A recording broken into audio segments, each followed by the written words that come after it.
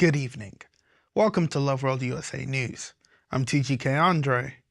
First, let's take a quick look at the top stories this evening. Governor Sanders rejects legal group's demand to reverse Christmas state office closure. The DHS triples incentive for illegal immigrants who voluntarily self-deport before year's end.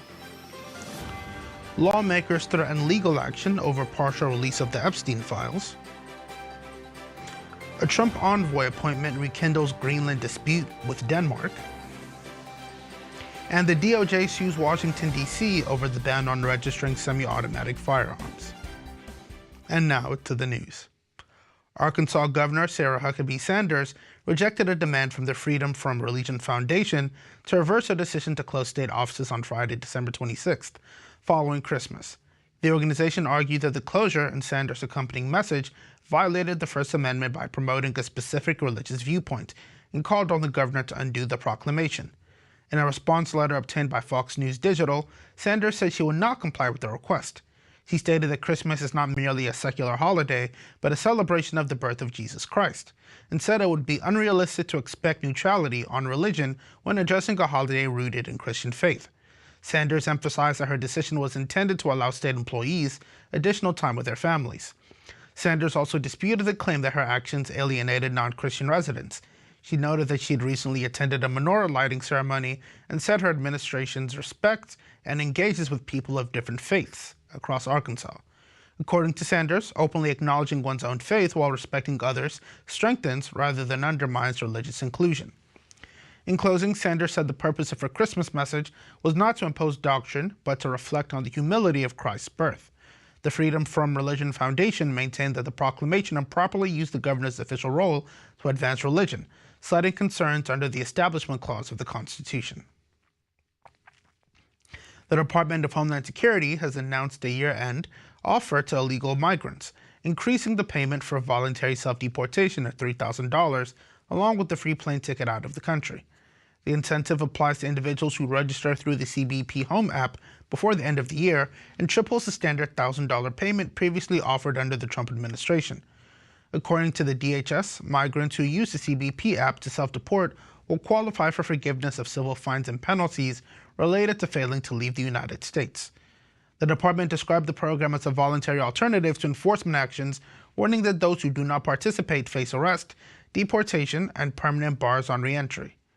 Homeland Security Secretary Kristi Noem said the administration is using the holiday period to encourage compliance with immigration law, noting that nearly 1.9 million illegal migrants have already left the country voluntarily since January 2025. Tens of thousands, the DHS said, have used the CBP Home program as part of the administration's broader immigration enforcement strategy. The offer comes amid an intensified crackdown on illegal immigration, with the DHS emphasizing that voluntary departure is the only remaining option for those in the country unlawfully. Officials said the increased incentive is temporary and will expire at the end of the year, after which enforcement efforts will continue without additional financial inducements. Two lawmakers have warned of potential legal action against Attorney General Pam Bondi after the Justice Department failed to fully release government files related to convicted sex offender Jeffrey Epstein by a congressionally mandated deadline.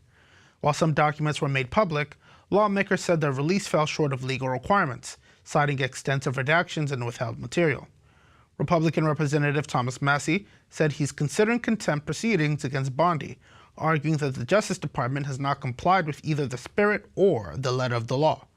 Senate Minority Leader Chuck Schumer announced a parallel effort in the Senate, saying he plans to introduce a resolution in January aimed at compelling full disclosure and holding the Justice Department accountable. Both lawmakers emphasized that the law requiring the release of the files be passed with bipartisan support.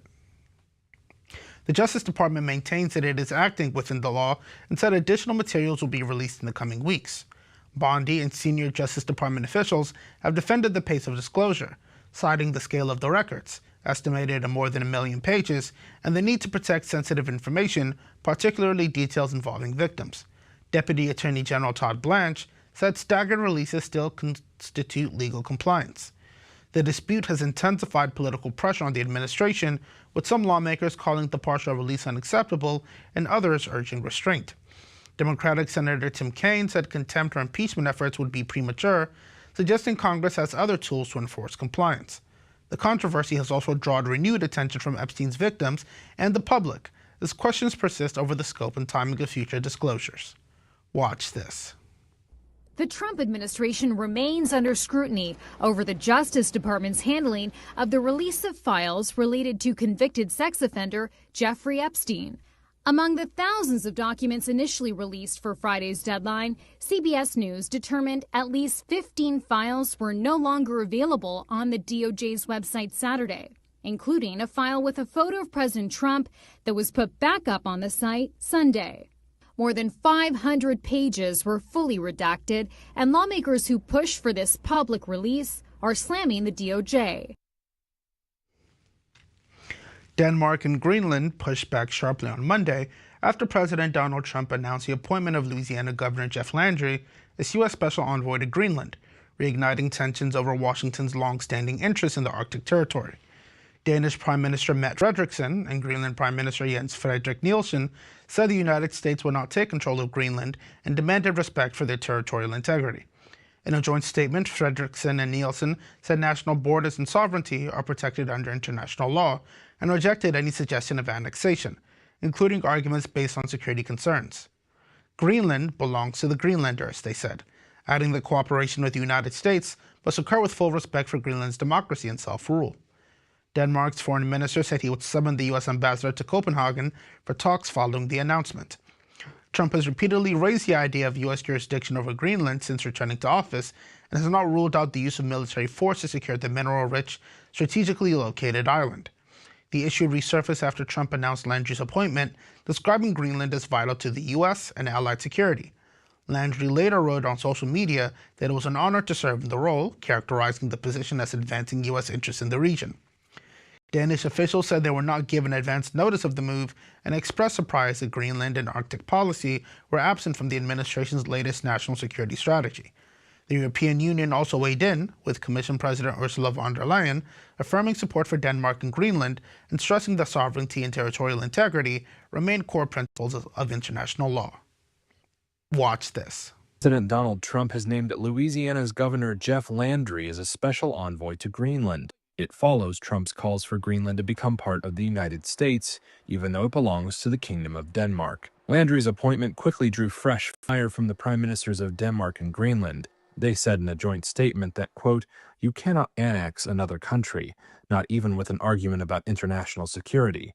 Greenland belongs to the Greenlanders, and the U.S. shall not take over Greenland." Speaking via video link to Denmark's TV2, Danish Foreign Minister Lars Løkke Rasmussen said he would summon the U.S. ambassador to Denmark. We thought that we now had a U.S. ambassador in Denmark, with whom we would have a relationship throughout the kingdom. I think that we have already developed a good working relationship, and it is also my impression that the ambassador has that opinion. Out of nowhere, there is now a special U.S. presidential representative who, according to himself, is tasked with taking over Greenland. This is, of course, completely unacceptable. The news will be back after this break. Don't go anywhere.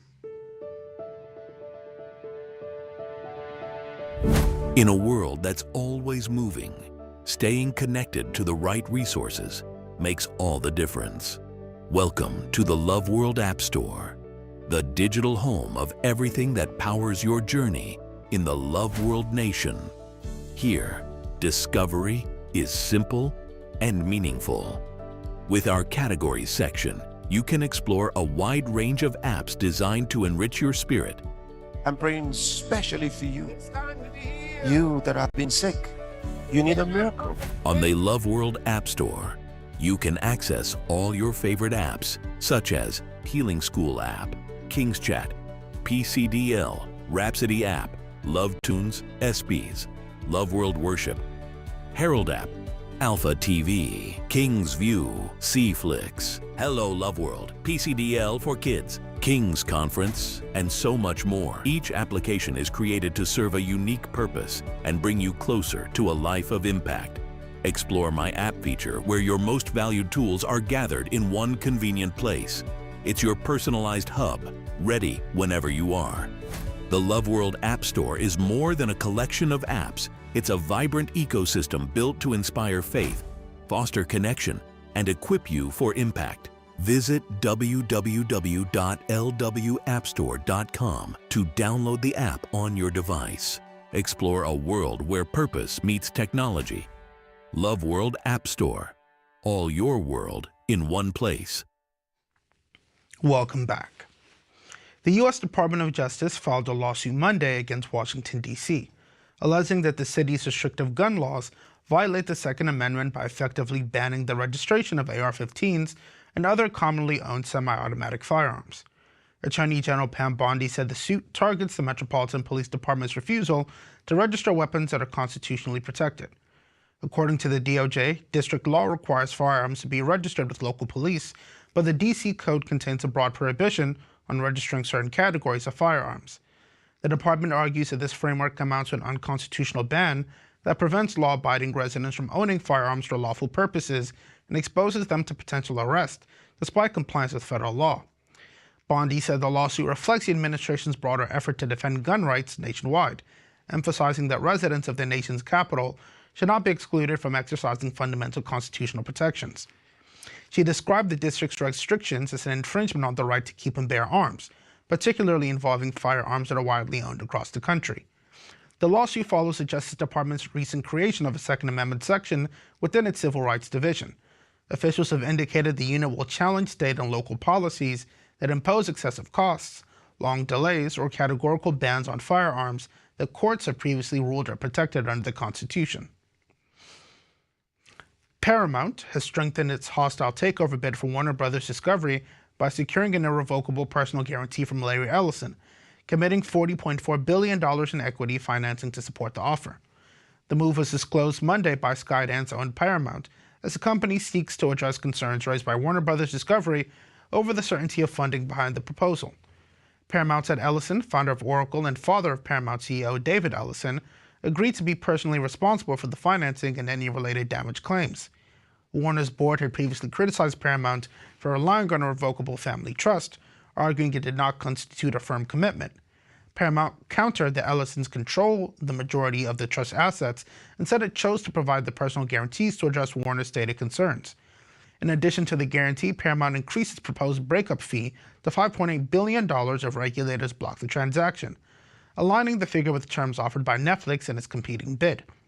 Paramount's all-cash offer remains valued at $30 per share and $77.9 billion overall excluding debt, and the company extended the deadline for Warner shareholders to tender shares to January 21st. Warner's board has urged investors to favor its cash and stock agreement with Netflix, which values parts of the company at around $72 billion and has characterized Paramount's bid as inferior. Market reaction on Monday showed modest gains for Paramount and Warner shares, while Netflix stock edged lower as investors weighed financing certainty, regulatory risk, and shareholder value across the competing offers. Watch this. Ellison has thrown his weight behind the latest effort by Paramount Skydance to buy Warner Bros. Discovery, ratcheting up the industry's most closely watched takeover battle. The Oracle co-founder and father of Paramount Skydance CEO David Ellison on Monday said he will personally guarantee more than $40 billion for the deal in an effort to pry Warner Bros. Discovery away from selling its prized assets to rival bidder Netflix. The guarantee, disclosed in a Monday filing, sent shares of Paramount soaring as much as 8% in morning trading. It comes after Warner Bros. Last week asked its shareholders to reject Paramount's more than $108 billion offer for the company, including its cable TV assets. A bill introduced in New Jersey would restrict restaurants from providing single-use plastic utensils and condiment packets to on-site diners unless customers specifically request them. Senate Bill 2195, introduced in May and revised most recently on December 18th, would require dining customers to be served with reusable, washable utensils instead of disposable ones. Under the proposal, restaurants would also be prohibited from offering condiment packets to customers eating on site, while takeout customers could receive them only upon request. The bill directs the State Department of Environmental Protection to conduct a 180-day public education campaign focused on reducing waste and encouraging consumers to take only what they need. The New Jersey Restaurant and Hospitality Association raised concerns about how the proposal would function in real-world restaurant settings. The group said fast-paced, high-volume operations could face higher costs and logistical challenges, particularly smaller independently owned businesses, even if the environmental goal of the legislation is broadly supported. The bill would apply to restaurants, food trucks, convenience stores, and entertainment and sports venues, while schools, hospitals, and healthcare facilities would be exempt. Businesses would receive a warning for a first violation, followed by a $1,000 fine for a second offense, and a $2,500 fine for each subsequent violation. New Jersey already has a statewide ban on single-use plastic bags in place. The news continues after this break. Stay with us. It's easy to set up, quick to start, and packed with value. Smarter streaming starts here with the Alpha TV Stick. Just plug and stream anytime, anywhere. Discover a curated lineup of content designed to inspire, live broadcasts and global events, inspirational films and series, children's programming, healing and teaching sessions, all on demand. With millions of downloads worldwide, the Alpha TV app is transforming lives across the globe. And now, we're on a mission to reach 1 billion downloads of the Alpha TV app, and you can be part of it. Join the global wave with 1 billion Alpha TV app downloads worldwide. Bring the higher life into every home. Order your Alpha TV Stick today and experience smarter streaming. Alpha, the higher life is here. Welcome back. A Russian general was killed Monday after an explosive device detonated beneath his car in southern Moscow, marking the third killing of a senior Russian military officer in just over a year. Russian authorities said Lieutenant General Fanil Savarov, head of the Operational Training Directorate of the Russian Armed Forces General Staff, died from his injuries following the blast, according to the country's investigative committee. Investigators said one line of inquiry is whether Ukrainian intelligence services were involved in the attack. Kremlin spokesman Dmitry Peskov said President Vladimir Putin was immediately informed of the incident. Ukrainian officials have not commented on the killing. Since Russia launched its full-scale military operation in Ukraine nearly 4 years ago, Moscow has accused Kiev of carrying out several assassinations inside Russia, some of which Ukraine has publicly acknowledged. Savarov, 56 years old, previously fought in Chechnya and took part in Russia's military campaign in Syria. Russian authorities have linked his death to a series of similar attacks, including the killing last year of Lieutenant General Igor Kirillov, head of Russia's nuclear, biological, and chemical protection forces, who died when a bomb hidden on an electric scooter exploded outside his apartment building. Ukraine's security service later claimed responsibility for that attack. In April, another senior officer, Lieutenant General Yaroslav Moskalik, a deputy head of the General Staff's main operational department, was killed by an explosive device placed in his car near Moscow. The latest killing comes amid continued fighting between Russia and Ukraine, alongside repeated drone and missile strikes and accusations by Western officials that Moscow has carried out acts of sabotage across Europe, allegations the Kremlin has denied. Watch this. Russian general has been killed after an explosive device detonated under his car in Moscow.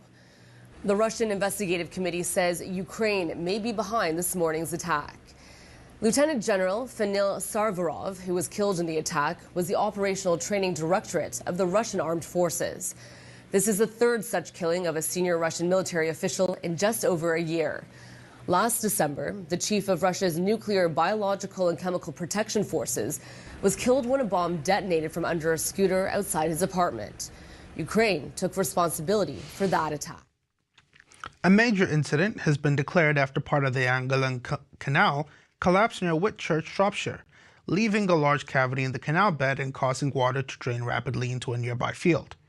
Engineers from the Canal and River Trust said the incident was caused by an embankment failure, not a sinkhole, involving a man-made structure that has supported the canal for more than 200 years.